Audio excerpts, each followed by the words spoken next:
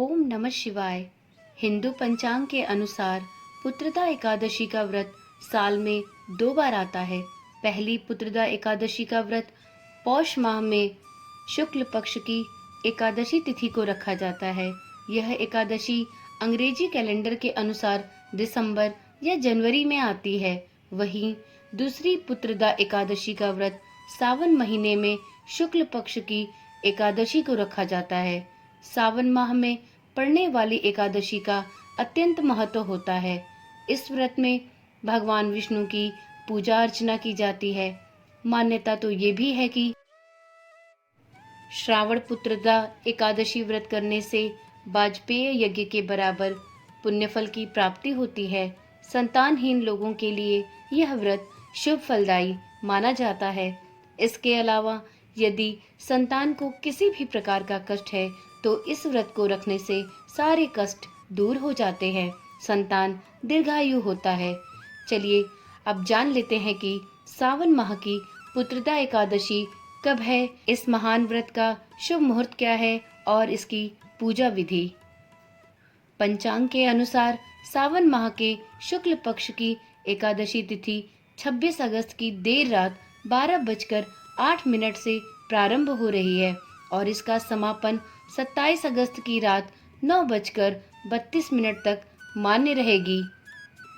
उदया तिथि को देखते हुए सावन पुत्रदा एकादशी का व्रत 27 अगस्त रविवार को रखा जाएगा। सावन पुत्रदा एकादशी की पूजा का शुभ मुहूर्त सुबह के समय ही है। इस समय सर्वार्थ सिद्धि योग है। इस दिन सर्वार्थ सिद्धि योग सुबह 5:56 से सुबह 7:16 तक होगा। सर्वार्थ सिद्धि योग पूजा पाठ के लिए बहुत ही शुभ माने जाते हैं। सावन पुत्रदा एकादशी व्रत का पारण 28 अगस्त को किया जाएगा। इस दिन व्रत पारण का समय सुबह 5:57 से सुबह 8:31 तक है। इस बीच में कभी भी पारण किया जा सकता है। सावन पुत्रदा एकादशी व्रत और पूजा विधि बहुत ही सरल है। तो चलिए जान लेते हैं कि सावन पुत्रदा एकादशी व्रत की पूजा विधि क्या है और इस व्रत को कैसे किया जा सकता है। यदि आप सावन पुत्रदा एकादशी व्रत रखने जा रहे हैं तो दशमी को भोजन के बाद अच्छी तरह से दातुन कर ले, जिससे कि अन्न का अंश मुंह में ना रहे। इसके बाद एकादशी के दिन सुबह उठकर व्रत का संकल्प कर शुद्ध जल से स्नान करना चाहिए। फिर धूप, दीप, नैवेद्य आदि 16 सामग्री से भगवान श्री कृष्ण का पूजन और रात को दीपदान करना चाहिए। साथ ही एकादशी की सारी रात भगवान विष्णु का भजन कीर्तन करना चाहिए और श्री हरि विष्णु से अनजाने में हुई भूल या किसी भी पाप के लिए क्षमा मांगनी चाहिए। अगली सुबह स्नान करके पुनः भगवान विष्णु की पूजा करनी चाहिए तथा ब्राह्मणों को भोजन कराना चाहिए। सावन पुत्रदा एकादशी वाले दिन भद्रा रहेगी, परंतु यह भद्रा पाताल की भद्रा रहेगी। भद्रा का समय सुबह 10:55 से लेकर रात के 9:32 तक रहेगा, परंतु इस भद्रा के कारण पूजा पाठ प्रभावित नहीं होगा क्योंकि यह भद्रा पाताल की भद्रा है।